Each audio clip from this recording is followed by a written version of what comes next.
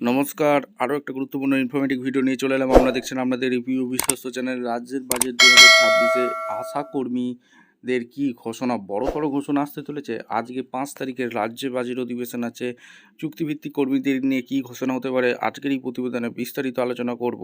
লক্ষ্মীর ভাণ্ডার কি বাড়তে পারে, সামাজিক প্রকল্পের ভাতা বৃদ্ধি কী হতে পারে, কোন কোন খাতে কি বরাদ্দ হতে পারে, খুব গুরুত্বপূর্ণ ভিডিও হতে যাচ্ছে। অবশ্যই এই চ্যানেলে যারা ফার্স্ট টাইম এসেছো চ্যানেলটাকে সাবস্ক্রাইব করে বেল আইকনটা টিপে রাখতে হবে লেটেস্ট গুরুত্বপূর্ণ ইনফরমেটিভগুলো ভিডিও পাওয়ার জন্য। স্টেপ টু স্টেপ আপডেটগুলো আপনাদের সামনে তুলে ধরছি, ভিডিওটা মনোযোগ দিয়ে দেখতে থাকুন।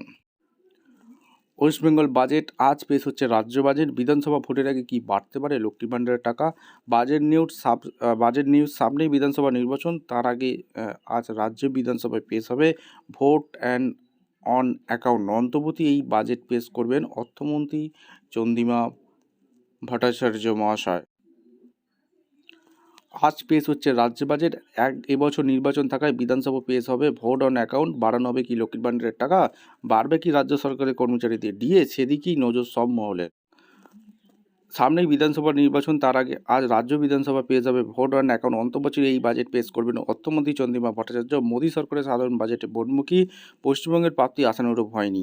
এবার রাজ্য বাজেটে কী হবে, বৃহস্পতিবার কোন কোন ক্ষেত্রে লক্ষ্মী লাভ হবে, থাকবে বড় কোনো চমক, বিধানসভা ভোটের আগে কি বাড়তে পারে লক্ষ্মীর ভাণ্ডারের টাকা, সামাজিক সুরক্ষা খাতে কি বাড়বে আর্থিক বরাদ্দ, আন্দোলন চালিয়ে যাওয়া আশাকর্মীদের জন্য থাকবে কোনো ঘোষণা।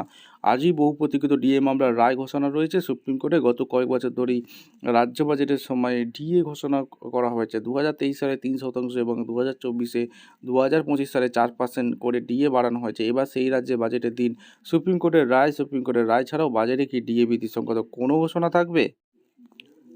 এই প্রসঙ্গে বিজেপি সাংসদ কেন্দ্রীয় শিক্ষা প্রতিমন্ত্রী সুকান্ত মজুমদার বলেন, সুপ্রিম কোর্টের এই রায় কর্মচারীদের পক্ষে যাবে, তাদের ডিএ তারা পাবেন। এবং মমতা বন্দ্যোপাধ্যায় যিনি 10,000 কোটি টাকা দিতে চাইছিলেন না, তাকে সুপ্রিম কোর্ট কান ধরে বাধ্য করবে 40,000 কোটি টাকা দেওয়ার জন্য। আমরা মনে করি কর্মচারীদের অধিকার থেকে বঞ্চিত করা উচিত নয় এবং মমতা বন্দ্যোপাধ্যায় নিজে আজ দৌড়ে আসছেন এসআইন নিয়ে।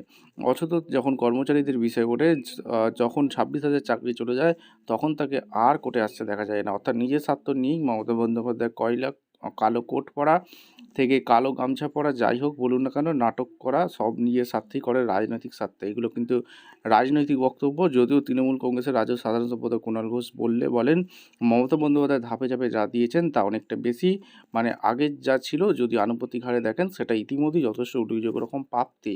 কারণ মমতা বন্দ্যোপাধ্যায় সরকারি কর্মচারীদের সহকারী ভাবেন, সম্মান করেন, তারপরও যারা রাজনীতি করার জন্য বিষয়টাকে বিকৃত আকারে তুলে ধরছেন এবং যারা বাংলার বকেয়া আনার কোনো উদ্যোগ না নিয়ে শুধু দিয়ে দাও বলছেন, মানুষকে একটু বিভ্রান্ত করছেন, বাকিটা কোর্টের বিষয়, কাল কোর্ট যা রায় দেবে তাই। বৃহস্পতিবার অধিবেশনে প্রথমার্ধে থাকবে রাজ্যপালের ভাষণ, দ্বিতীয়ার্ধে পেশ করা হবে অন্তর্বর্তী বাজেট।